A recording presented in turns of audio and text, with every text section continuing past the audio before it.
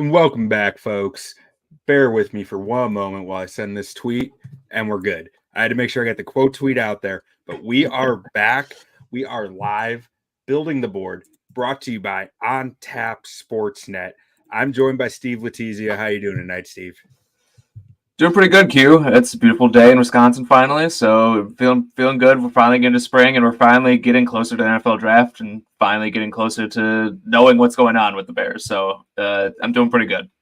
Yeah, we are hitting that weird time in draft communities of like we have our board is up to 125 players now, and it's like, and our goal has been the top 100 this whole time, right? So it's like, Yeah, I'm just looking at it like, man, we're missing someone. Who are we missing? Like, I'm just For like sure. constantly paranoid with this anxiety about like who could we be missing on this board right now and trying to find them. But I think we got a pretty good lineup there set up as it Yeah. currently is. We'll probably add. We got another month or so we'll Yeah. add more people to there for sure. But yeah, it's looking pretty good so far. Yeah. And today specifically, so this is the last of our positional series. If you haven't caught it, we've talked about every position so far, done an hour-long podcast on every position group except for quarterback. This is the big one. This is the one that, there are all the questions about what are the Bears going to do at quarterback. They got the number one pick, arguably the best prospect we've seen in years coming out this year at quarterback. This is a hot topic. So you ready to jump into it, Steve? Ready to get the conversation Yeah, let's going? do it. All right, cool. So as we start all these shows, we want to ask the question, 3 questions. 1, what do the Bears have at quarterback right now? 2, how much draft capital do we expect them to spend on the quarterback position in this draft? And 3, what traits are we looking for to fit in a Shane Waldron offense here? So starting that off, looking at, what do they have at quarterback right now? They got Justin Fields, obviously, and they have Tyson Bagent on the roster too, because we need to talk about, starter and backup here. Mm-hmm. They got 2 guys on the roster. What do you think about where the roster sits currently, what we can expect to see in the future here? Yeah, I mean, Justin Fields, is the Bears quarterback as we stand right now, and I think he's done enough that we've seen to be a starter in the NFL. I think, not getting into kind of like his trade value and stuff, I think, he is a starter in the NFL. He's shown enough of that. But the Bears are just in a unique standpoint, unique position where they have the number 1 overall pick. So it's a good position to be in, because they have a lot of options, but it's also a tough position to be in because they have a quarterback who's a capable starter, even if he is maybe on the lower end right now. And they have a young backup too in Tyson Bagent, who is an undrafted free agent who didn't look great when he played, but for an undrafted free agent to go and not look completely out of place, I think he's at least shown he can be a capable backup in the NFL. So, like I said, they're in just a weird situation that they're in, but they do, in my opinion, have an NFL starting quarterback on their roster, which not every team can say probably. Yeah, it's a situation most GMs would love to be in, right? Like you were not a number 1 pick worthy team, and you have the number 1 pick in a great quarterback draft here with this awesome prospect staring you in the face. And on the Justin Fields front, man, it's a tough conversation, right? Like it's because you're right. He is very talented and he's shown enough bright spots that you're like, okay, maybe there's something to work with there. But to me, there's also enough flags at times where I just get, as far as the passing goes, like he is such an explosive runner, such an electric runner. But some of the flags with him as a passer give me a lot of heartburn when I think about passing up on some of these other quarterbacks, because it's like the stuff with how little he's throwing over the middle of the field, some of his turn downs in the tape, like where he's watching the play work out exactly how it's supposed to and just not pulling the trigger. And maybe that's a trust thing, maybe that with his teammates, maybe that's something just a block in his brain of like, I need to see it first. I don't know exactly what it is. whether that's something that he came to the league with, I don't really think that's true because I think we saw some of it as a rookie, him doing that stuff, and it has kind of gone away over the years. But it's something that I'm not sure once it starts how fixable it is. And if it's Right. fixable, I wonder, is that something that takes 2-3 years to get back to where he was?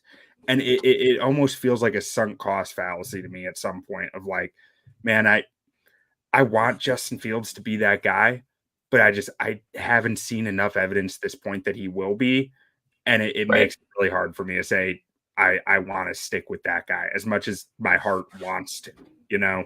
Yeah. I mean, I think of it the exact same way. He's shown so many flashes, and you're like, oh man, like if he could just, harness those flashes and become more consistent, like you really got a guy. And I think, if we were sitting here and the Bears had the 9th overall pick, then it's a completely different conversation. We're not even having a conversation about drafting a quarterback or trading up for a quarterback. We're saying, hey, if we get him a wide receiver and we get him a better line, like he can turn into something. But it's just the position that they're in. Because there are times, like you said, where the guy's open and he just hesitates just a little bit long. He's got a slower release than most quarterbacks, which, it isn't a huge deal breaker, but it is something that where if you're not pulling the trigger right away, it just exacerbates that problem. So yeah, it's again just the situation they're in, and I still believe that Justin Fields can be a starting quarterback in the NFL.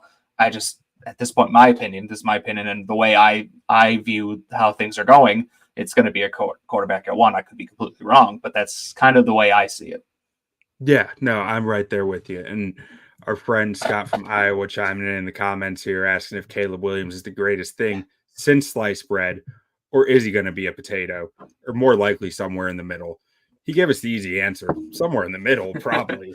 I mean, we all hope that he'd be the greatest thing since sliced bread, but we'll get to Caleb later. Sure. Next item on the agenda is how much draft capital can we expect the Bears to be spending at quarterback? And I mean, this one's an easy answer, don't you think, Steve? Yeah, we don't have to spend a lot of time on this. It's the first overall pick. I don't see them taking a quarterback like with another pick because they just don't have enough draft capital. They're not going to try and draft like a fourth or fifth round rookie to see maybe we'll find something. They just don't have enough assets. The likely draft a quarterback at 1 and then not use any other draft capital on the position. Well, even let's talk a little bit about the prospect that I've seen floated out there of like, trading back to 2 and taking Drake Maye, or trading back to 5 and taking JJ McCarthy or Jayden Daniels, or even later and taking Bo Nix. And to me, that is a death warrant to a GM. If you are Ryan Poles and you are passing on Caleb Williams to take a different quarterback, and Caleb Williams is good somewhere, and your guy is even average, you're done. Your career is done. You will always be the guy who passed on Caleb Williams at that point. And again, this is if Caleb is good in the NFL. That's an important distinction here. But it's such a high risk decision to do that. Yeah, I don't think that's the way they're going to go. I mean, we'll talk individually about all these guys, over the next hour or so. But I know a lot of people think this is call this like a very good quarterback class because there's a lot of good options up there. In my opinion, it's a 1 quarterback class. I actually don't really love a lot of these quarterbacks. I think it's Caleb Williams is in a tier of his own pretty easily, in my opinion. And again, I could be wrong. Evaluating quarterbacks is pretty much the hardest thing to do in football. Otherwise, if you could figure out how to evaluate quarterbacks with 100% certainty, you are going to make yourself a lot of money. It's just so difficult. But in my opinion, it's Caleb Williams and then 3 or 4 other guys who could be good. But they're a long way to go for them to turn into the quarterbacks they need to be in order to live up that top 5 draft pick. Yeah, no, I mean, I generally agree. I think the gap between Caleb and quarterback 2 is wider than the gap between quarterback 2 and quarterback 3. But I do like Drake Maye quite a bit, but we'll get into that in a little bit. Yeah. But first, we need to talk about our third question of what do we think is a strong fit with Shane Waldron schematically and just as far as what we're seeing on tape? Where are we sitting there going, that could work right there with Waldron? What do you think about that, Steve?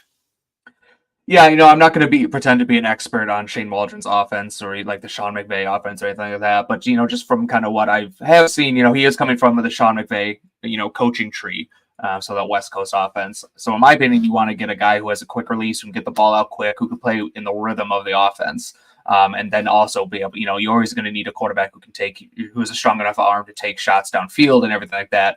But you really need someone who's going to play just within the rhythm of the offense, take what the defense gives you, and just stay ahead of the chains. And there's a couple of guys in this draft class who I think could do that really well. There's a couple of guys in this draft class who I think could get there. But that's kind of just the way I view it. But I'm curious to hear your thoughts as well. Yeah, I mean, so when I look at the McVay offense, and like I'll get more specifically to what Waldron was doing up in Seattle in a minute, but just it within the McVay branch of the Shanahan tree, which is like, at this point we're getting to like the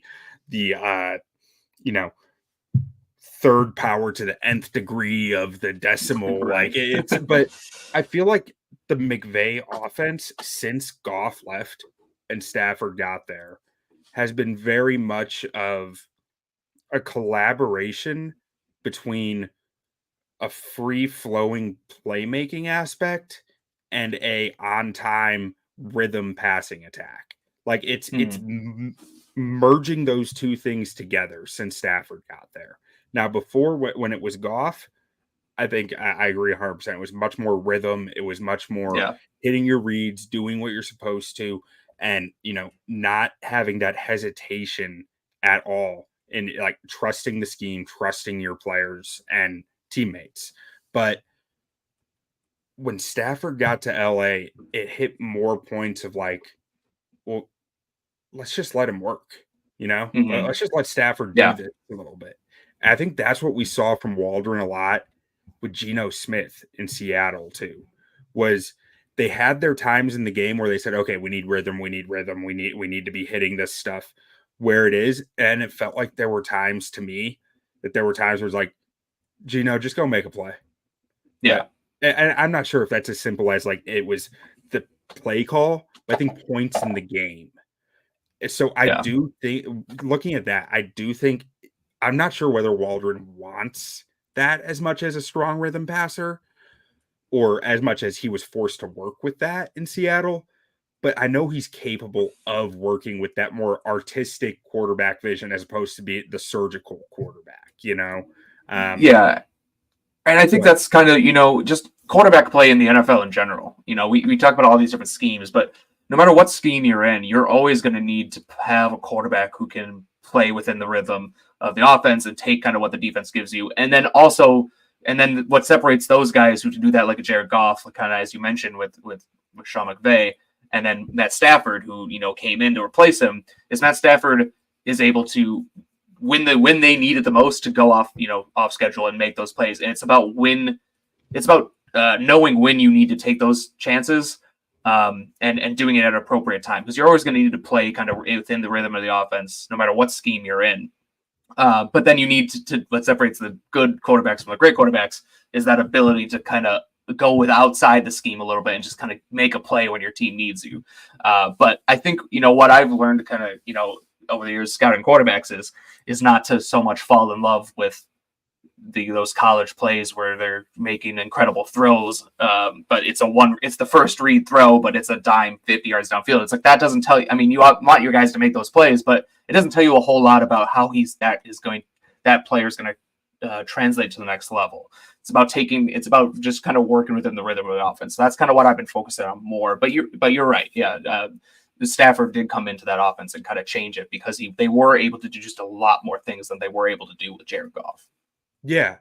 To your point, I don't think scouting based on the fun plays or the elite looking plays. That's what I was saying. Yep. I don't think you can base your scouting on that, but I think it can be a part of it. Like, Right.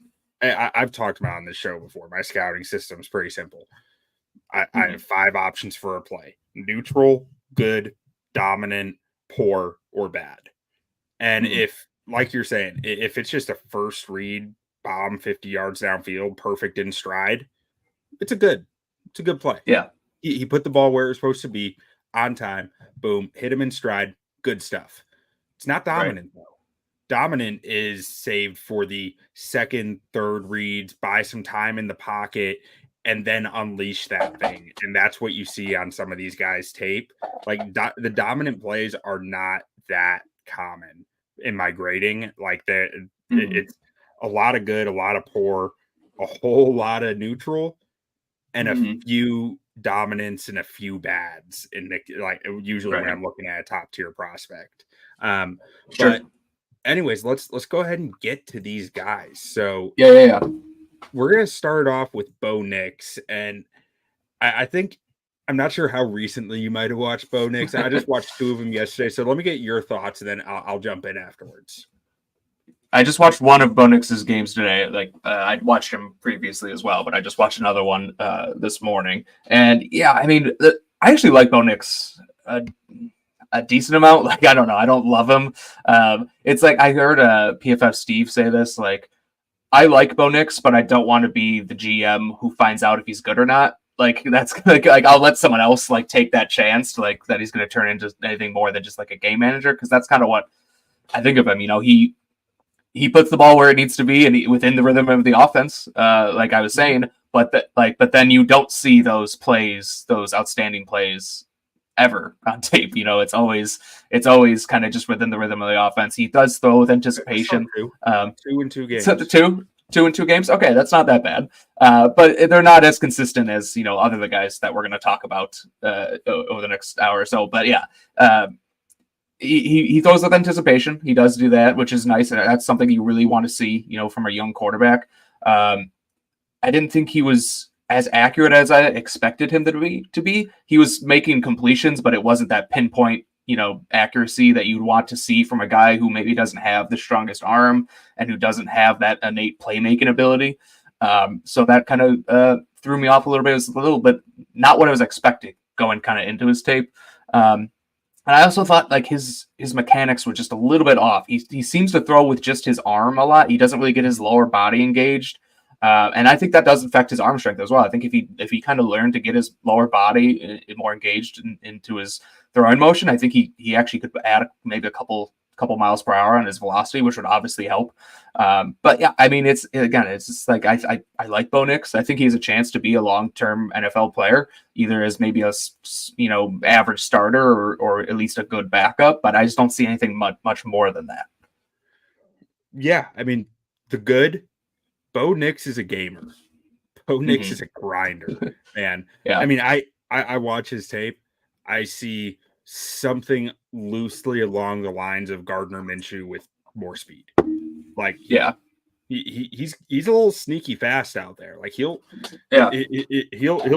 fake you out and then go grab 40 yards on the ground when everyone was going the other way, which no one really expects from him. Makes him a little sneaky there. But ultimately, the thing that I just kept seeing and kept taking away during his games that really turned me off on him was, man, Bo Nix needs to win the short game. And his ball placement is not there. Right. His ball play, in order to survive in the NFL, let me start with this. In order to have survived this long, Bo Nix needed to throw with anticipation. And he does that, which makes anticipation throws a little less impressive to me when you're a guy you're looking at whose arm strength requires it. Like he wouldn't last as a starter if he didn't throw with anticipation, because he can't throw that thing through a keyhole, No. So then you get to, okay, well then what does he have to do at the NFL level? He needs to be perfect with the short game, with the quick game, the behind the line of scrimmage. He needs to be hitting his guys in the right spots to set them up to get that yard after catch. And a lot of times the ball receivers are picking it up off the ground. It's out behind them. It's not where it needs to be to really be a successful NFL quarterback. I don't think it could be eventually, but it makes it really hard for me to see him as a first round pick because it's not there yet.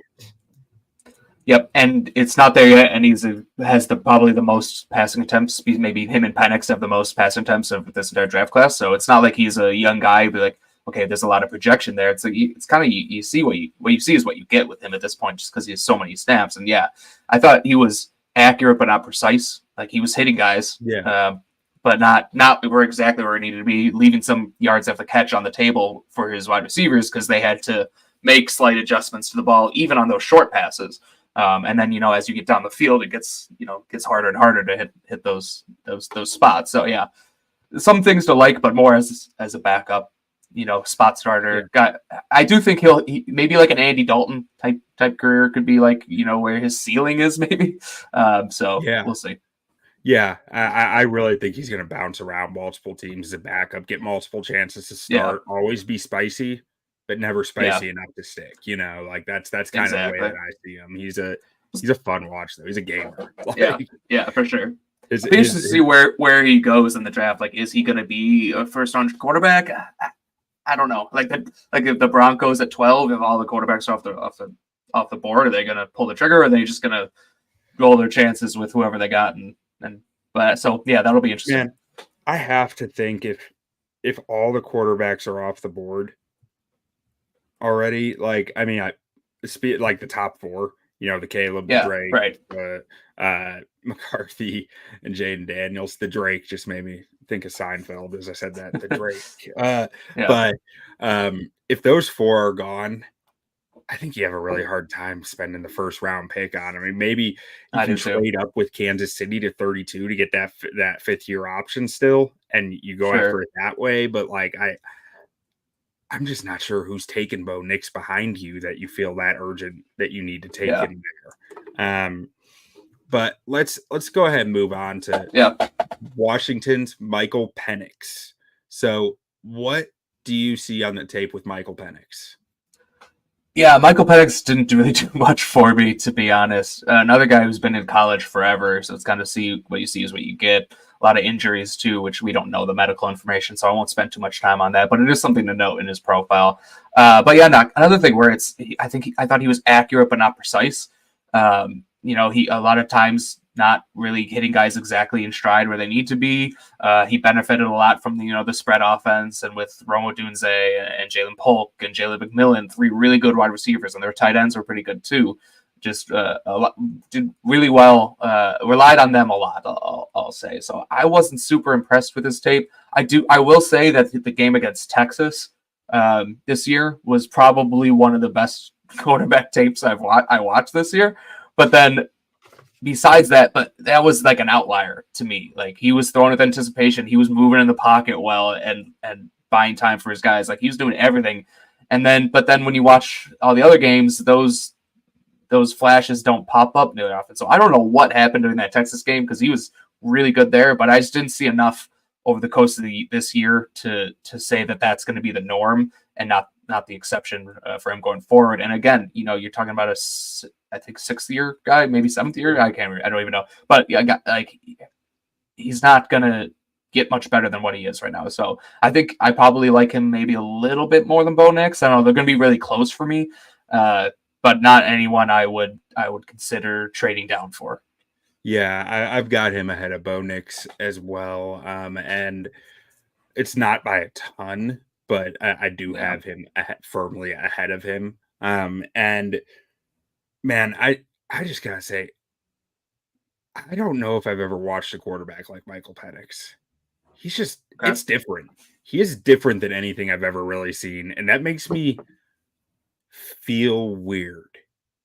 Like I don't exactly know what to do with it, how to evaluate it, because I see this fire hose of a left arm. And he's spraying it though. Like, I mean, that thing is high, that thing is low, that thing is left, right. Like it's all over the place.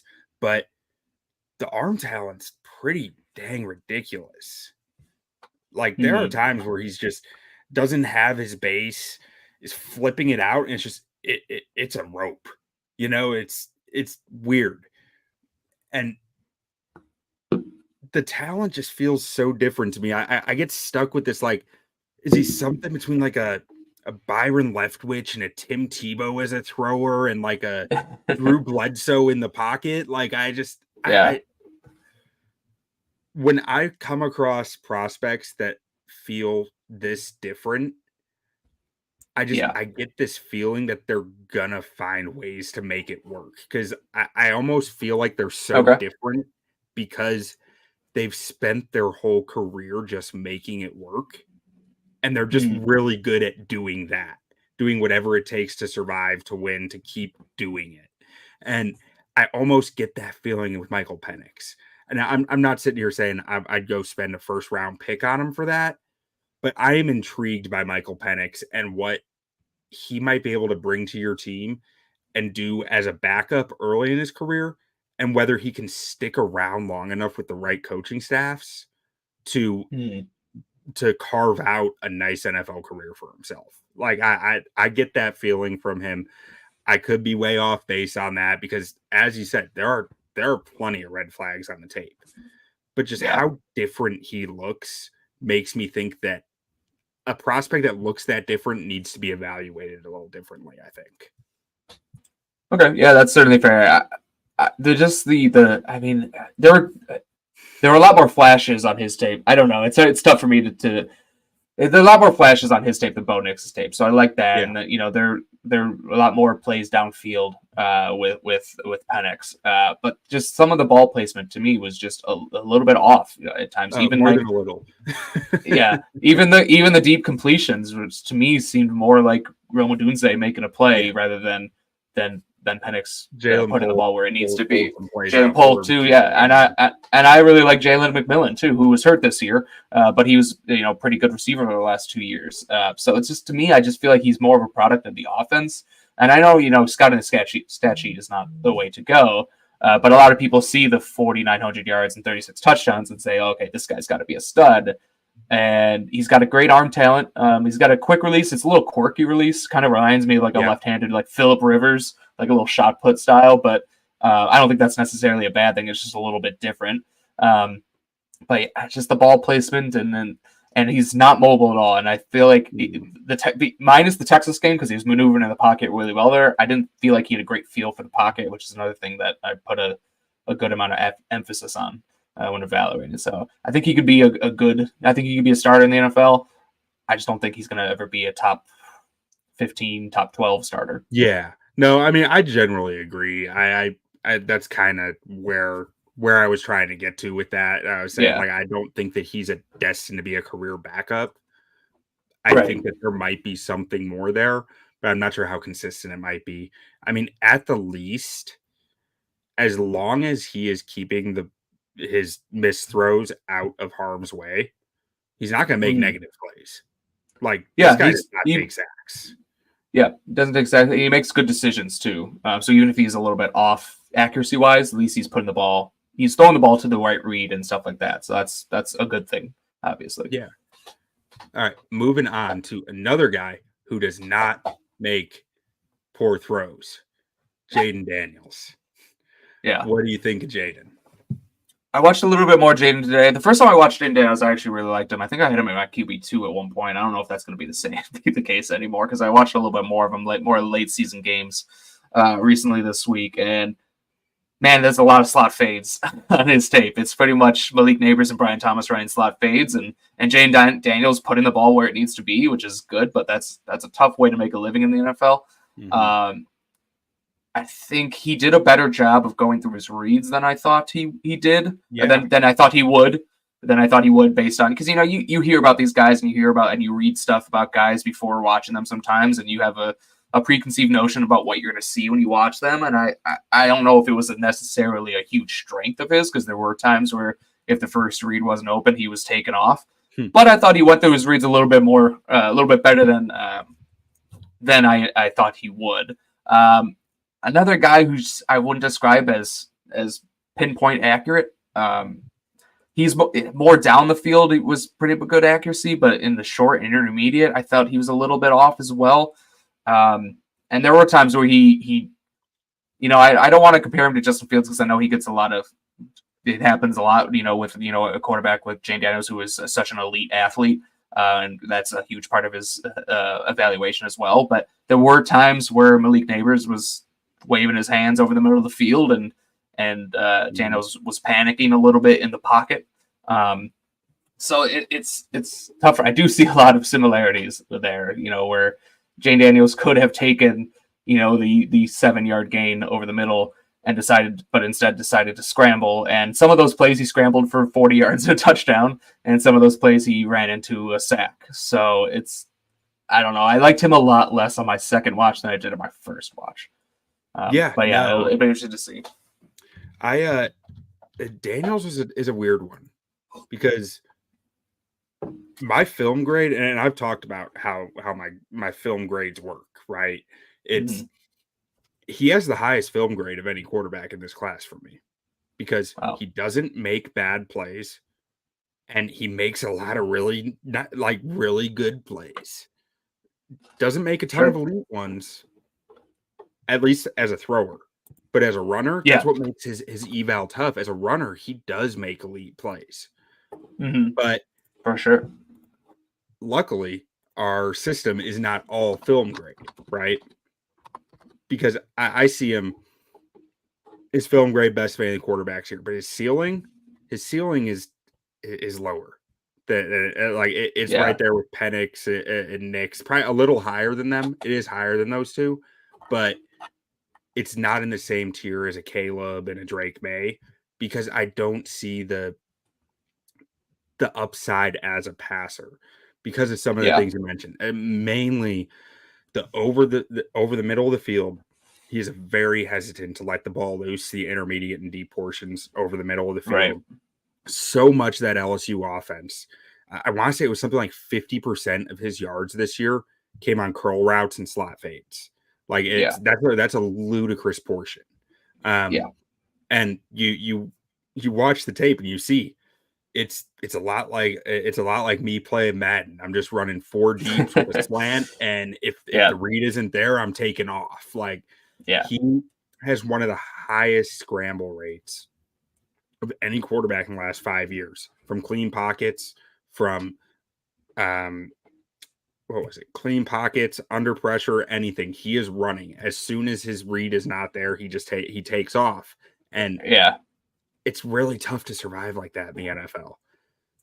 You mentioned the Fields comp, and I think it's a fair one. But I don't think he's the runner that Fields is. No, he certainly doesn't have the size that Fields does either. He's real slight. I'm pretty sure he has short legs, and that limits his long speed. He is super quick, 0 to 100, like that, right? He can break away from you from a dead stop fast as anyone. But once he's in the open field, he's almost always getting caught from behind. That's one thing where Fields has a special trait. Once he opens up his gate, he's gone. No one on the field is going to catch him. Jayden Daniels doesn't have that, and that makes me think his upside as the runner is a little more limited. Maybe even not more limited. Maybe it's just different, Yeah, I think it's just different. Yeah, because he's not going to break many tackles. He'll scramble and get you some yards, but he's not going to be going 80 yards running through arm tackles. He's going to get 12 yards and then get down. Yeah. Yeah, and or he's not going to get down. He's probably going to take a big hit. He needs to get down, is what I should say. Yeah, it's something he needs to learn to just get down. But it almost makes me think it's. I see him more like a Mariota. Okay. As far as his running might be a little more limited, but he's still an outstanding runner. Mariota probably wasn't as good of a runner as Daniels, but I think it's closer, and comes from an offense where it was a lot of single read stuff, a lot of repetition in what they're doing, and he executed that stuff really well. But once he got to the NFL, you need a little more, and he just ran too much and took too many hits and couldn't ever quite hit. And Mariota, I would not be shocked if 2 years from now Jayden Daniels has the best stats of any quarterback in this class. I'd be pretty shocked, but keep going. I mean, I wouldn't, because I think he is the guy who's going to come in the NFL and have the easiest time with his legs. Yeah. Until it's not that, until he gets hurt, until anything happens and he's forced to win with his arm. I'm not sure if he'll be winning games in those times, but his stats will look very pretty when you combine passing and rushing, I think. I guess, to be fair, if he gets into the right scheme, I agree with you. Yeah. Because if he gets in a very play action heavy, RPO heavy, scheme where he can kind of just do some like play action boots and Yeah. get some easy complete half field read stuff like that. Like I think then yes, he if everything is surrounding him is great, then yeah, he has the skill set to be a real weapon with his athleticism and everything. But yeah, it's pretty scheme dependent, which some of the other guys will talk about, and that's just why he's probably lower than the couple other guys we're going to talk about. But I kind of mentioned with like Penix that like I thought the wide receivers were doing a lot of heavy lifting. A little bit kind of the same thing with Jayden Daniels, but I also think you kind of talked about the scheme, like also did a little bit of heavy lifting. Like I think his stat line is very deceiving because we mentioned I looked it up because I was curious. He had 7 turnover worthy plays this year, or turnover worthy passes, I should say, 1.6%, which is a really good number. But like you said, he's throwing a lot of slot fades, a lot of curls, and he's avoiding the middle of the field. And he did have guys open in the middle field and just didn't pull the trigger. And I think that kind of makes that number a little misleading because he's just not throwing routes that lead to turnover-worthy plays. So that number might, seem low, which is a good thing. And I think he does not to take away, I think he does do a good job of making good decisions as well. So that's part of it too. It's not only the scheme, but I think that also kind of plays into it as well. I do almost think he's a little too risk averse. Yeah. I think he's too scared, or not scared is the wrong word, but too worried about making a turnover worthy play or making a mistake that he doesn't just let it rip at times and he overthinks it. I feel like you can see that within his tape at times. And it's harder to coach that up than it is. It's harder to get someone to do that than it is to like rein them in, I feel like. Yeah, no, I 100% agree. I think it's really hard to coach the somewhat gunslinger mentality into someone, right. But I think it's a lot easier to rein that in. And right. I don't think that's necessarily easy, but I think it's easier than trying to take someone who's a little gun shy and say, don't be gun shy. Right. Yeah. And one thing you did say about Daniels that I do like, I was really impressed by his ability to run that LSU offense. Like it was not a full offense, but he ran it really efficiently, which was impressive. Yeah, and you got to do what's asked for you. You can't knock a guy because of the offense he was in if he's running the offense effectively, So yeah. So we got another comment from Scott from Iowa. College football is crazy. Caleb Williams won the Heisman because Hendon Hooker tore his ACL. Jayden Daniels won because Jordan Travis broke his leg. Yeah, I mean, I think Daniels would have won it anyway, but it certainly didn't help that Jordan Travis broke his leg. So that's true. And I mean, Hendon Hooker might have won it too. That Tennessee team was on fire. It's possible. But it's wild. And then David Snyder, shoes and flops fan. Building will only be as good as your QB. Major turning point here for the Bears. They need to draft a new QB and trade the old one. This will be make or break for them for years to come. I agree. I mean, it's a big moment in the Bears franchise. It's the position that touches the ball on every single play. So you need to have your best player there. All right. So on to the national champion quarterback, the Chicago legend, JJ McCarthy. What do you think of this kid? I like JJ McCarthy a lot, to be honest. I liked him more than these other guys, which I think is why we're talking about him later on. I like pretty substantially. I know the offense he played in was a run first offense. And it's weird because I think that's hurting him in fans like viewpoint, but I think it's helping him in terms of the NFL because it's almost like you don't have as much tape to evaluate and nitpick. So it's like that intrigue, like, oh, I can get this former 5-star recruit to really be a gunslinger and turn around. Habits. But less bad habits. Less bad habits. But I actually really liked him. When he did, when they did drop back and throw, I thought he managed the pocket really well. I really liked that about his game, the way he's kind of able to maneuver in the pocket and keep his eyes downfield and make plays there.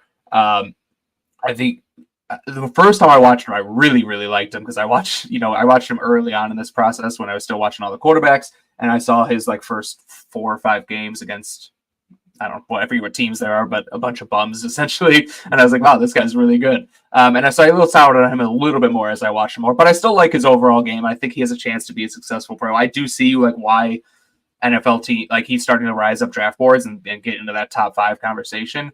I don't think he's a top 5 player in this draft, but you know how quarterbacks are; they always get overdrafted. So I think there's a lot to like in his game. The one of the things that I'm really concerned about is he's pretty much a one speed thrower. He doesn't really throw with touch.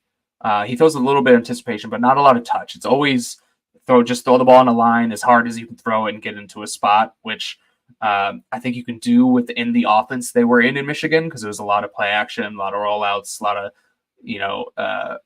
but you can't get away with that in the NFL. Eventually, you're gonna have to put some touch on the ball. I'm not saying he can't do it. I just didn't see enough of it on tape in Michigan. But I like the way he maneuvered the pocket. I thought he did a good job with his eyes to kind of manipulate defenders to get them kind of out of the zone and then throw behind them. I think he did a really good job with that. And he, these other guys we're talking about fifth year, sixth year guys who have a lot of reps.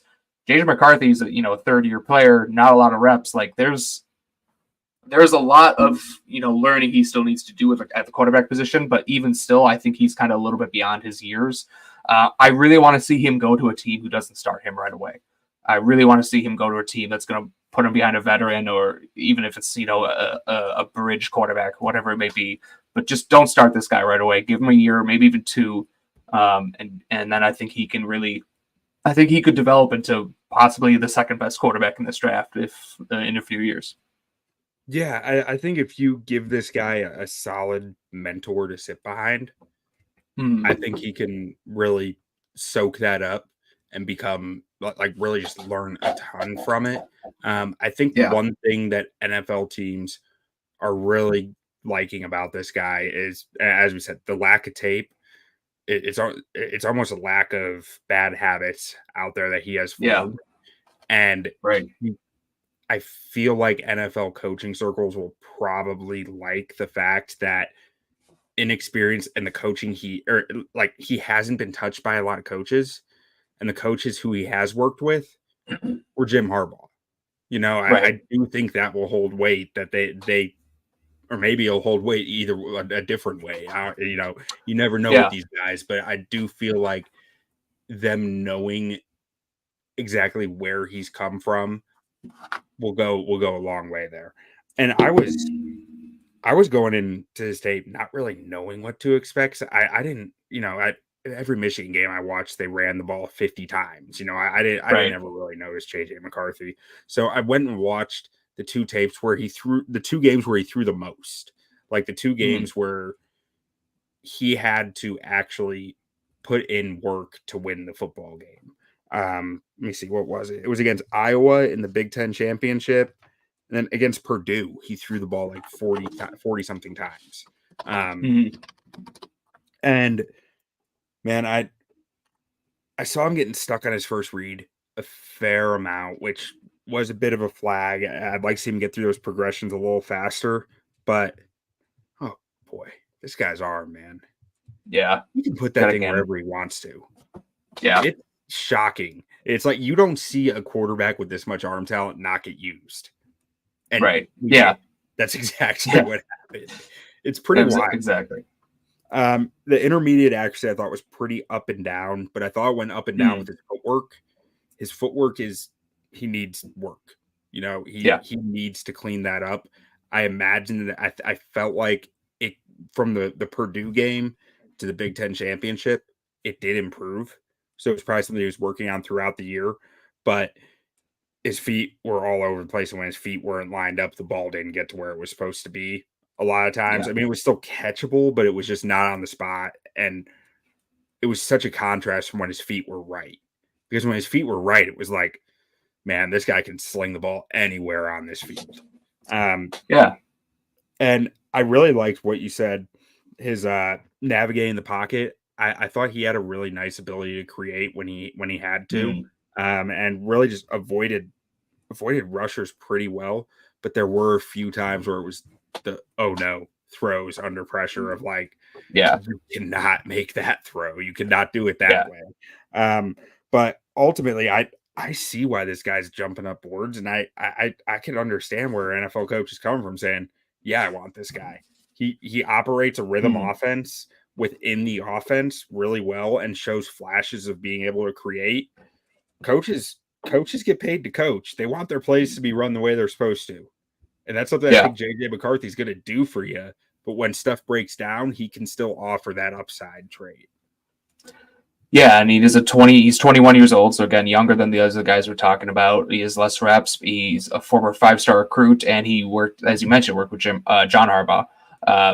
Jim Harbaugh. Sorry, God, he worked with Jim Harbaugh. So and one of the Harbaughs, and Harbaugh is talking him up to anyone who will listen. I'm sure every QB needy team at the top of the draft is reaching out to him. They all have contacts with him and kind of seeing what he really thinks of them, saying behind closed doors. And I do think that he's giving him a really high praise behind closed doors, just as he's doing kind of in the media when he's talked him up. So I think he's got a lot going for him that way. And one thing that we haven't really mentioned about him is, but he's a really good athlete too.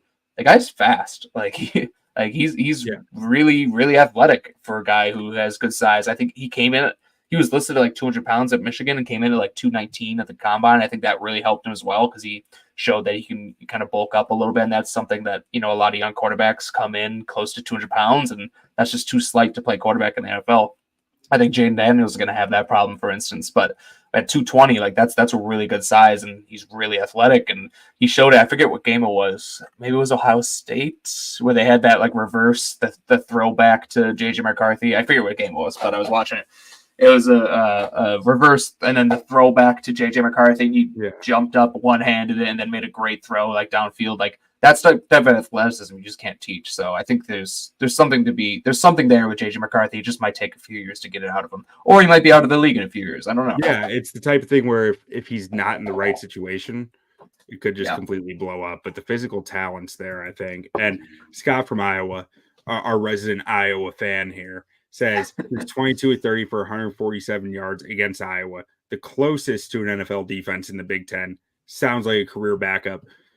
Maybe you're right, Scott, but I would challenge you to go find the all 22 and sit down and grade every throw and see how you are feeling coming away from that. Because when grading the physical talent and the traits, it's just a little bit different than looking at the stats, and it tells a bit different of a story as to what the player did in that game.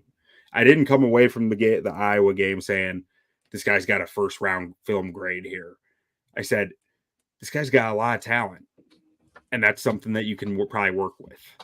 But moving on to Drake Maye from North Carolina, and this guy, I'm pretty sure, bleeds Tar Heel blue. I mean, his whole dang family went there. His dad played quarterback at North Carolina. His older brother hit a game-winning shot in the Elite Eight for North Carolina. Another older brother walked onto the basketball team there for the Tar Heels, and the black sheep of the family, his other older brother, you heard that right, 3 older brothers, won a national title pitching for the Florida Gators. So what do you think of Drake Maye, Steve? Well, I'm going to push it back to you because I know you like him a lot and you've probably watched more than I have. So I'm going to ask you, what's your opinion on Drake Maye? I mean, I think this guy would be, you look at probably the last 2 QB classes, this guy would be QB1. I mean, 2 years ago, I know that's not high praise because you're talking about Kenny Pickett was QB1. But last year, this guy would have been QB1. That's not me saying I think he's going to be better than CJ Stroud. That's me saying no one thought CJ Stroud would do what he's done. Right. And Drake Maye has got, he's got all the tools, man. He's fast. He's big. He's strong. He's got a rocket of an arm. I mean, his footwork's a mess, but it's a mess. But that's kind of the result of playing behind a really bad offensive line without much help around him. He's just out there running for his life sometimes and making plays. I see so much Josh Allen in his tape. And again, that's not to say he's gonna be Josh Allen. Josh Allen had a 1 in 50 chance of working out the way he has, and it just has kind of worked. Prospects like that are higher risk, but man, they're high reward too. And I think Drake's a cleaner prospect than Josh Allen was. in my draft profile that I wrote for him, I actually said I did put Josh Allen as his final comp, but in the article I mentioned this, I see Matt Stafford. I see the arm talent of Matt Stafford. I see the gunslinger mentality of Matt Stafford. It's Matt Stafford, but 3 inches taller. Like that. That's really the way I see Drake Maye. It's gonna take some time. He needs to figure some stuff out. Yeah. But there is so much raw talent here that I think he's gonna figure it out, and he's gonna be a really darn good quarterback in the league. I believe, especially when you look at the more kitschy factors of 3 older brothers who all played D1 athletics, and his dad played quarterback at a D1 university. I think there's a lot to really believe in there. And man, I know they didn't win. I know the Tar Heels didn't win, but Drake Maye left every ounce of sweat and blood on that field every time he stepped on it. And that it's just really fun to watch. Yeah, I mean, I saw a lot of the same things. The arm talent is definitely up there in that upper echelon of QB prospects that you want. So that's definitely, the calling card for him. Like, if you're a big fan of Drake Maye, you see the arm talent and you think this guy's going to figure it out, which is he certainly could. I said going into this that I thought it was a 1 QB class. That might have been a little bit hard on Drake Maye. Drake Maye probably is my QB too. I just didn't love him as much as I know a lot of people do. I did see, exactly the same things that you just mentioned, the arm talent and everything like that, and that's really, really intriguing. Another guy who's only at 3 years. I think he's a redshirt sophomore, so very young and has a lot of upside still to his game. But there's just a lot of things that need to be cleaned up, which is the case for any young quarterback. So it's anything, and all of these things are going to be nitpicking because you still have that arm talent and that athleticism to kind of build off of. But I thought I didn't love how he manipulates the pocket. I thought he took too many sacks that he shouldn't have. I thought he was drifting too much, and I did see something. He was kind of drifting into sacks a lot. And I did see something, I don't know how true this was, and I don't even remember where I saw it, but about how he was drifting because he didn't trust his offensive line. He knew his left tackle was really bad, and he didn't trust them, so he's constantly always drifting to the right. And I don't know, maybe that's the case, but still not a great thing that you want to see. And even if it's not his... Absolutely. It's just a bad habit. Even if it's not his fault and he needed to do that because his left tackle was so bad, it's just an easy way to just build that bad habit and build that bad muscle memory. And then you start doing it in the pros when your left tackle's really good. You just do it just because that's the muscle memory. So I thought that was something that he really needs to clean up. The arm talent was good. I thought he had a slightly elongated release as well, which always makes me nervous. He kind of brings the ball below his waist and then up and around. It's not like an egregiously long release. It's just a little bit longer than I like. But again, this is all nitpicking because you have the arm talent. He's another guy who are really kind of like JJ McCarthy, who I really want to go to a team where he can sit for 2 years. Unfortunately, both these guys we're talking about are going to be top 5 draft picks, and they're not going to sit for 2 years. It's just not the way the NFL works. They might sit maybe at the start of the year, but then whoever the bad quarterback in front of them is. They're going to eventually get into the starting lineup by week 5, 6, 7. And I think both those guys, Drake, Maye and McCarthy, really just need some time to sit and develop.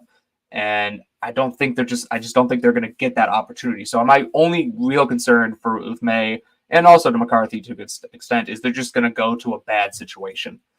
Whether it's the Commanders, who don't really have anything, they're going to be the starter right away. The Patriots, who don't have a lot in terms of offensive talent, and they're probably, they're probably going to start right away.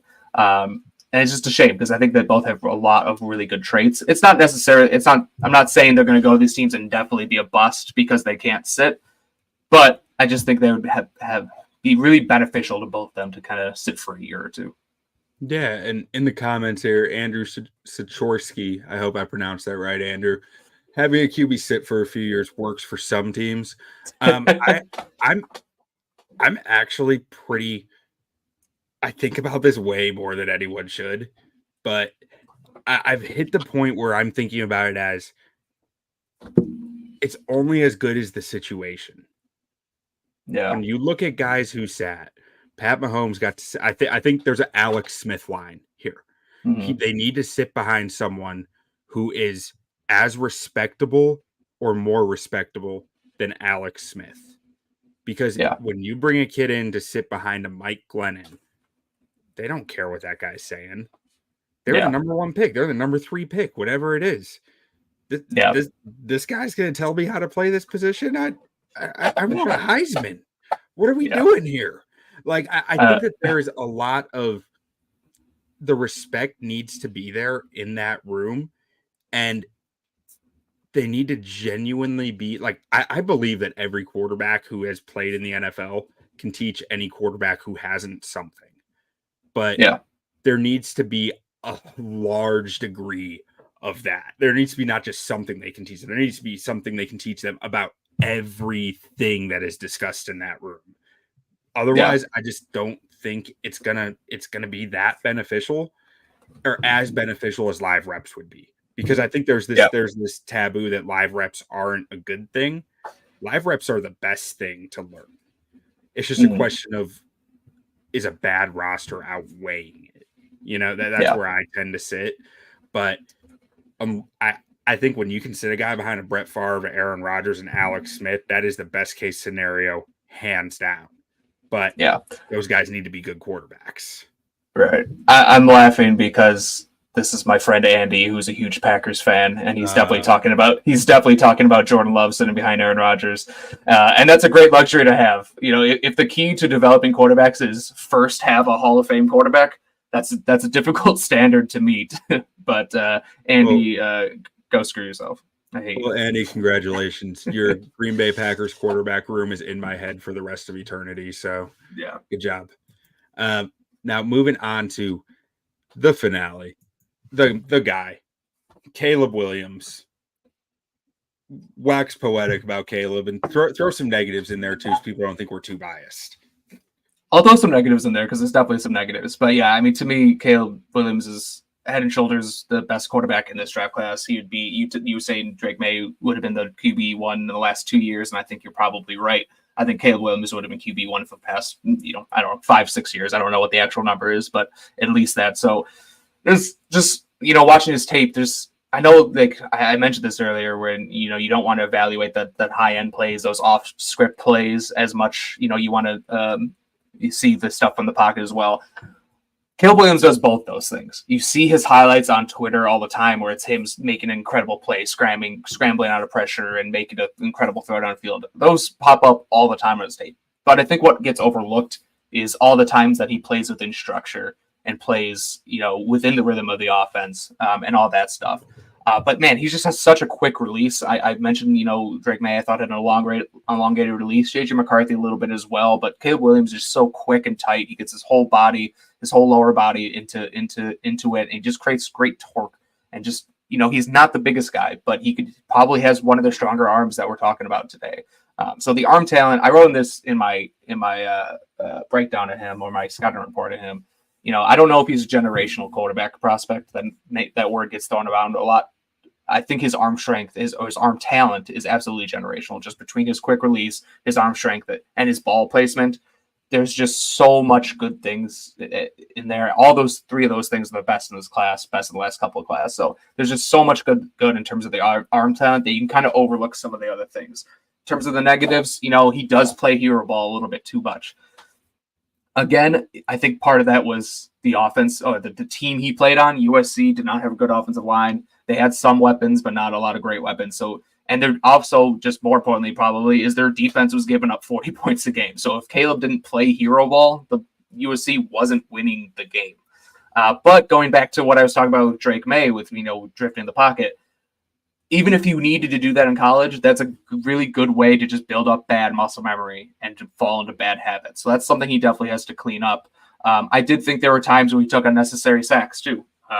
There were times when he's passing up easy throws to try and make a big play and instead takes a sack.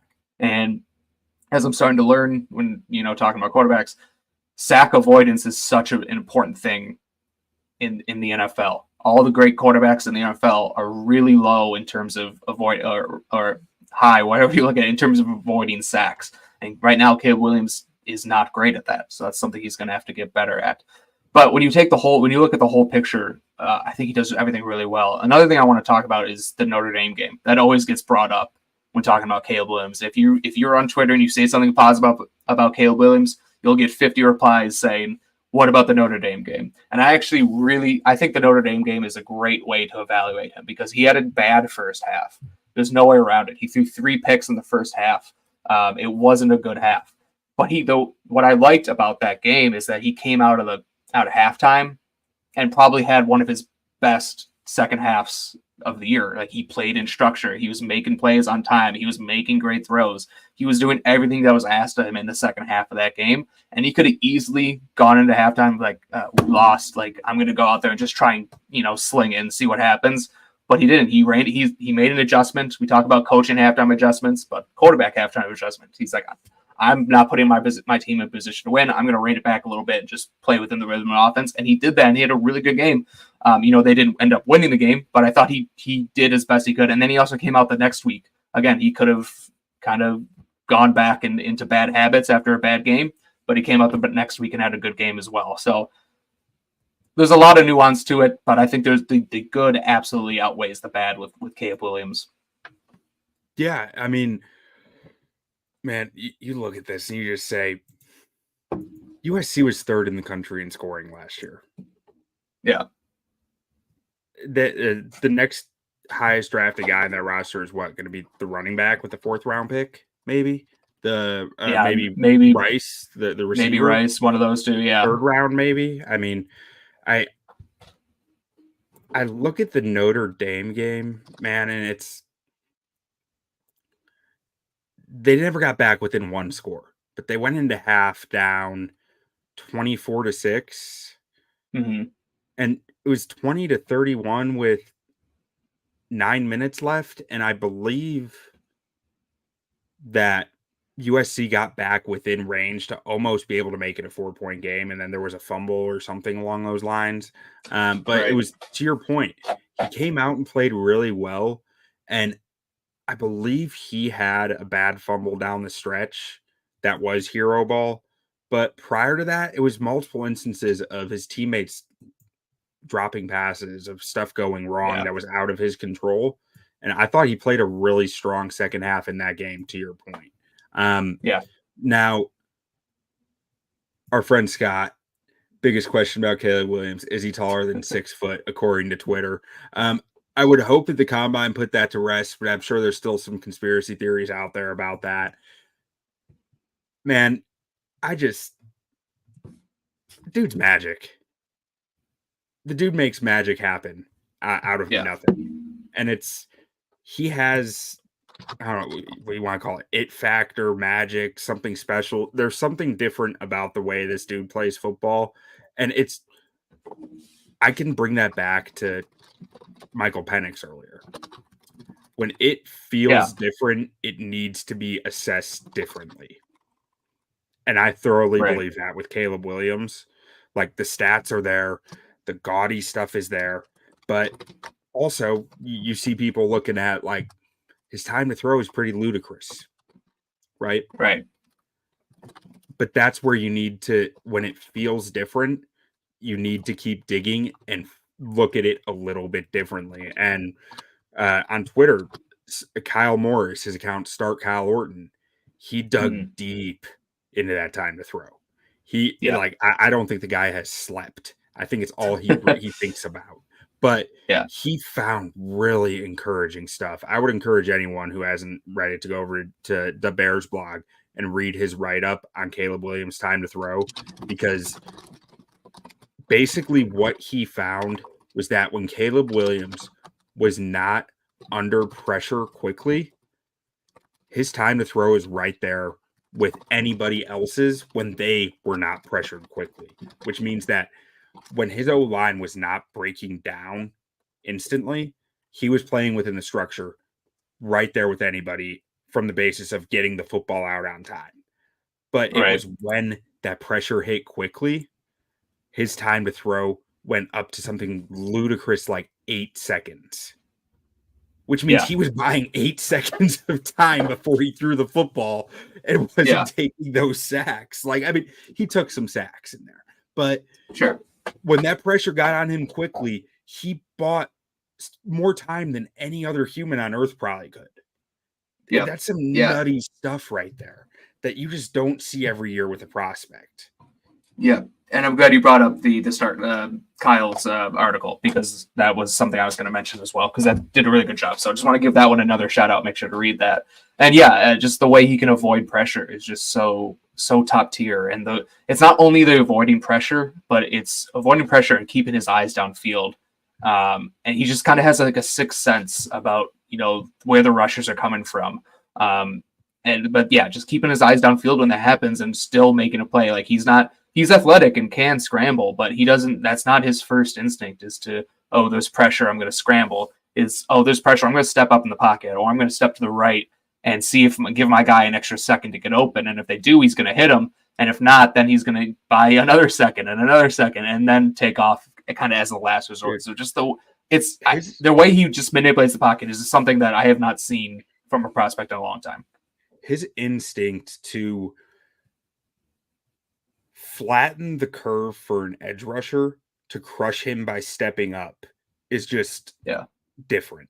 Like the way that when he has edge rushers come and run in the circle around the tackle, and he knows that he's not going to have the time, he steps backwards to make it easier for the edge rusher, just to give them, like, it's like, holding out the cheese to the rat, like, here, come get it, and then steps up and manages to keep his eyes downfield in a lot of those situations, which is that's not something that you see from many NFL quarterbacks, let alone college quarterbacks. It is a different trait. It is something that Aaron Rodgers has given me nightmares about. Like, that's something that I want on my football team. That's something I want in my quarterback. And, if he's a little bit of a diva, so is Aaron Rodgers, so is Tom Brady, so is Peyton Manning. I'm cool with it. Pat Mahomes, they're all have a little bit of diva in them. Yeah. And I think Aaron Rodgers, that's still the comp that I always go back to. And it stems from that just the pocket maneuvering and keeping his eyes downfield. That's a big part of it, just avoiding sacks and everything like that. And I think, other people compare him to Kyler Murray, which I think is also a good comparison. And hey, if you're telling me we're getting 6'1" Kyler Murray, because Kyler Murray is 5'10", like if you tell me we're getting 6'1" Kyler Murray, okay, great, I'll take that all day. That's a huge win, even if that, and if you're talking about that as like his floor, like that's incredible. I love that. Like, give me that. That's the best quarterback in Bears history by a wide margin. So if that's kind of like what you're looking at as the floor, and then you have the chance to get him a Mahomes, or rookie, didn't he? It was close at least. And if you're telling me the ceiling is a Pat Mahomes, Aaron Rodgers, then hell yeah, let's go for it. Let's take a swing. But I do think I like kind of speaking about his floor. Correction, Kyler Murray has not hit 4,000 yards as a passer. He was close as a rookie at 3,700, but he still has always come up a little short. Yeah, a little short. I see what you did there. But speaking about it, kind of his floor, because I think it gets thrown out there like, I actually think he has a relatively high floor as a quarterback prospect, because I think he does so many things well, and with his arm talent, like even if he doesn't reach his potential, I think his floor is that of an average starter. And if you can, obviously that would be bad, not great if you get an average starter using their first overall pick, but you get an average starter in a rookie contract, and you can make that work if you need to. But again, we're talking about like the worst case scenario. I think with everything he has to offer, even if he doesn't clean up some of his, hero ball antics and, maybe takes a few more sacks than you want him to, you still can win with that profile in the long run. Howdy to our friend Ron saying that we need a high floor QB in Chicago, at Loose on Tap on Twitter, our co-host. But anyways, yeah, I mean, I agree. I'm just sitting here trying to think like, man, I don't know who I would comp his floor to, because he's so like, if we're talking about his floor, that he does not reach anything above his floor, that means that he kept fumbling. Sure, it means that he played too much hero ball. But I think that's still a quarterback who's doing some pretty good stuff, though. Like those are the two big things that will hold him down, and they're legitimate things, right? Yeah, there are things that will prevent a team from winning football games, but I'm not sure I can think of an example of a guy who has the field vision, the arm talent like that, and continued to have struggles with that, with those Right. things. Like the sacks, maybe. I mean, I'm not sure. I mean, Yeah. I think you're right. I think there's a very high floor on this guy that, um, I mean, Scott from Iowa says his floor on a bad team is Justin Fields. I mean, I just think he's so much further developed as a passer than Justin is. Mhm. Already, the way that he utilizes the entire field and his pocket presence, like the Yeah. fumbles and the sacks, yes, those would be similar to Justin, but I think his passing floor is higher than where Justin is currently still. Yeah. Yeah. And he doesn't, I mean, he doesn't have the rushing ability that Fields does, but he's also Good not point. a bad athlete. He's not also not a bad, but I'm just, my point is he's not a bad athlete either. Like no, Justin Fields is in a class of his own, well, class with like Lamar Jackson in terms of quarterback rushing Yeah. ability. But Caleb, is pretty athletic as well, and he does a good job of creating with his legs too, and he does a good job of getting down and taking and sliding and not taking a big hit or getting out of bounds, something that like Jayden Daniels really struggles with. So there's a lot to like in this game, and yeah, there's concerns, but it seems like all of his concerns are fixable, and everything's just kind of nitpicking a little bit because he does everything else so well. Yeah. All right. Well, I think that does it. Scott, one more Yep. thing. He was saying in regards to hero ball and injuries. Yeah, I think that makes sense, Scott. I feel you on that. But that wraps it up for us. Thank you, Steve, for joining us. Make sure to go follow Yep. Steve on Twitter at CFC Bears, correct? Yep. All right. Make sure to go follow him. If you missed any of our episodes, make sure to go check them out. We did every position on the football field, broke down draft prospects for them, talked about Bears fits, all that good stuff. Make sure to go check out our scouting reports. We have about 85 written over at ontapsportsnet.com. We should have a handful more coming out for you guys. Our top 50 big board will be coming out this week. We'll have another mock draft out. If you're a Bulls fan, a Bears fan, a Cubs fan, a White Sox fan, a Blackhawks fan, a Fire fan, go to OnTap Sportsnet. Check out the content. We have multiple articles about any given team coming out daily. Go check it out. We have podcasts about all of them. And thank you guys for joining. Please like, subscribe. Please, more important than anything, give us a rating if you liked what you saw. If you didn't like what you saw, let us know. Let us know why. But if you did, a rating means the world to us. It helps us push our content out more and more. Those ratings go a long way. And thank you guys for joining us. Have a great night.